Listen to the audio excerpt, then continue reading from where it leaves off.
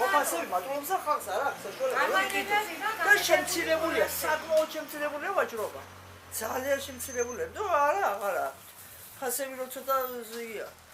დოლარი როგორც დაბალი უკეთესია ყველასთვის. ანუ ვაჭრობა მიკლო და ფული არ არის, ხო? თავისთავად.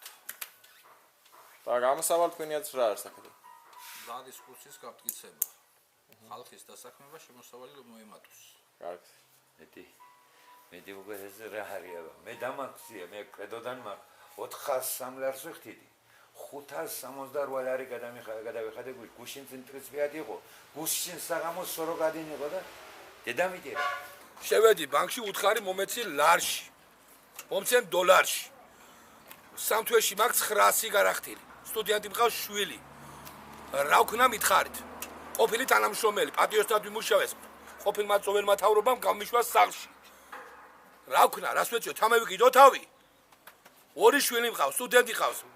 ექსტერნად დაამთავრა სკოლა. იცეც თვე ჩააბარა უნივერსიტეტში, ილიაში სწავლობს.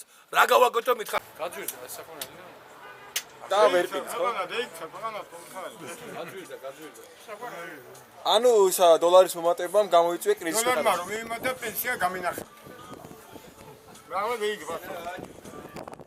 კენ გახარებული ვართ რომ რა ქვია მეიმატა დოლარი. რატომ? რატო და ასე დოლარი იქნება, ხვავი იქნება. რავი, რაფერ გითხრა? არ იყიდება? ფული არ აქვს ხალხს. როგორ არა? დუხ ცხოვრება. დუხ ცხოვრება, რაფერ არ გვეთყობა რომ კარგად ამ ყველაფერი. ძალიან კარგია, რაც მეიმატებს ყველაფერი კარგი. ეს მაგაზრებად რა უნდა თქვა? კაი, ვისაწყობს და ვისთვის ახლა ეს მისაღები, არავისთვის. სახელმწიფოსთვის არის უფრო ხელსაყრელი თქვენი აზრით. როგორ გეკადრება დაგავდა? გახარებულია მთავრობა დოლარს მოიმატებს, ახლა თქვენი ასეთი კითხვა. ანუ ვიღაცისთვის არის ხელსაყრელი.